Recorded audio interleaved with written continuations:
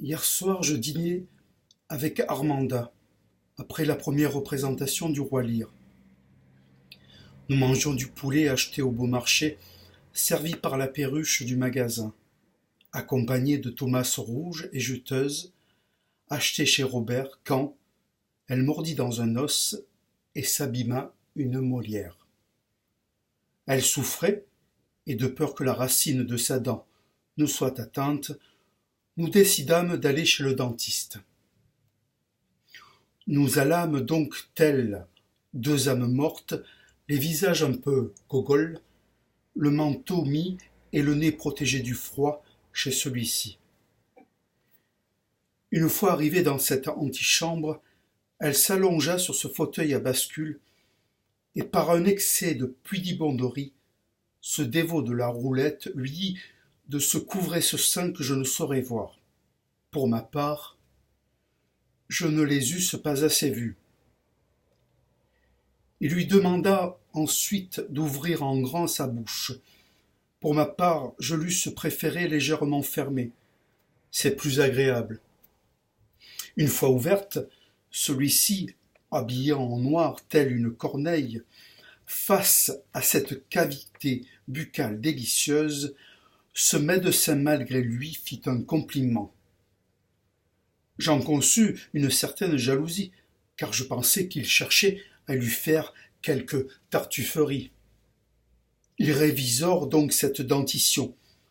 J'en conçus pour ma part que cet acte était un chemin vers toi, cette terre promise, une sorte de tragédie dentaire.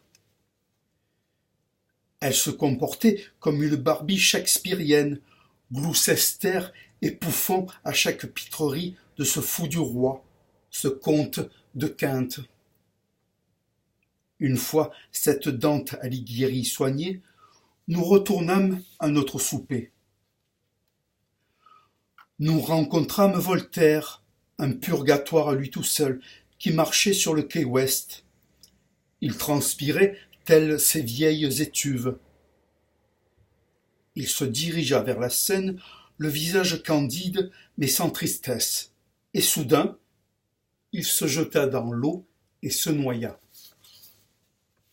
Ma compagne buccale, cette calasse, cette ingénue, me demanda pourquoi je restais coite et n'intervenais pas. Je lui dis avec optimisme que c'était la destinée pour un tel homme. Et pour qu'elle comprenne son intolérance face à mon indifférence, je lus le traité sur la tolérance pendant plus de 8 heures, afin que madame trait d'union avec ce philosophe. Cette lecture ouvrit en elle une brèche, et telle une Bertholde au grand pied, telle une Sainte-Jeanne des abattoirs, elle comprit les dramatiques conséquences du système capitaliste. Nous quittâmes ce quai obscur, ces bas-fonds où l'amour côtoie la porcherie, où nous laissâmes ces exilés de l'amour, où tout le monde, sous haute surveillance, se demande s'il ne vaut pas mieux aller piller les caves du Vatican avant de finir comme des cendres de cailloux. Nous retournâmes dans la maison de poupées, où en voyant le dos de la belle, je m'apprêtais à devenir une bête, car des pensées Ibsen vinrent en moi. Une nuit des rois, où je serais un Don Juan, un prodigue de Londres, où je devrais apprivoiser une mégère. Ce dos, et notamment ses fesses, me donnèrent l'envie de dialoguer avec Socrate, éveillant en moi un Caligula se vautrant dans les noces d'Attila. Mais dans mon esprit, l'avocat pour et contre s'éveilla, et je ne vis plus en elle une madame de Sade, mais plutôt une femme savante prête à dresser ce misanthrope que j'étais, en réfutant mes fausses confidences et me faire oublier mes fourberies de scapin. Nous allâmes dans le living-room, où un canapé Sina nous attendait devant une flambée. Nous nous assîmes, elle se baissa légèrement pour me verser un verre d'eau, et j'entrevis son Strindberg en dentelle blanche qui mettait en valeur ce corps poétique où, tel un visiteur, j'entrerai dans ce palais des fêtes où je serai l'empereur du soleil couchant. Et là, je découvrirai le monde de la lumière éclairant l'arbre des tropiques. Se redressant, et face à ce regard interrogateur et ces pommettes rougissantes, je balbutiai des propos d'une Platonove digne d'un petit garçon. Pour me ressaisir, je proposai de lui raconter la vie de Timon d'Athènes en 10 volumes. Mais, me rappelant les pensées philosophiques que j'avais émises lorsque nous étions dans ce Gorky Park près de la Seine, elle se proposa d'évoquer quelques pensées de Blaise Pascal. Je l'écouta donc pendant une dizaine d'heures, mais je sentis que les seins de Morphée m'ouvraient leur cœur et qu'à force d'essayer de garder les yeux ouverts, une fistule lacrymale apparut telle qu'un miracle de la Sainte Épine dut me guérir.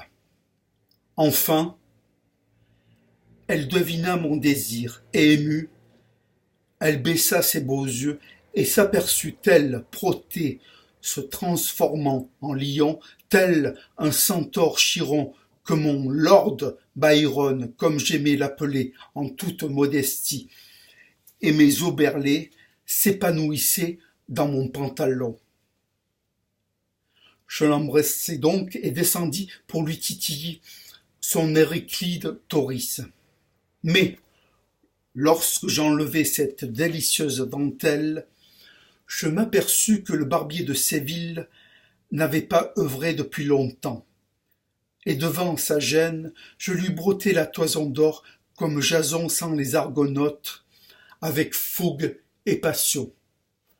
Enfin, tel le Cid partant avec 500 hommes et par un prompt renfort se retrouvant 3000, je laissai les 2999 seuls pour entrer dans ce calice, que dis-je, cette Esther éthérée, tel Trollus faisant l'amour à Cressida. Mais je m'aperçus que mon Othello faisait le mort, un Faust parti en enfer au lieu d'aller au paradis, et qu'il ne pouvait donc épanouir ma belle au mucus sous les bois. Elle en resta Méduse, seule sans Sténo, partit écrire sa mythologie, et Euryale partit voler dans les cieux. Cachant donc sa pitié pour ma double inconstance, elle alla chercher pour me rappeler l'importance d'être constant, et surtout pour satisfaire son désir, son en attendant Godot, et s'offrit à mes regards telle une Prométhée délivrée de ses inhibitions en se caressant avec. Je voyagea en son plaisir, en lui tétisse les seins. Je m'émerveilla de tant de beauté. Elle rit de ma faiblesse et ce beaucoup de bruit pour rien que j'avais fait. Je lui dis qu'il est important d'être aimé pour avoir du plaisir. Elle me dit qu'il ne faut point badiner avec l'amour et que je ferai un mari idéal.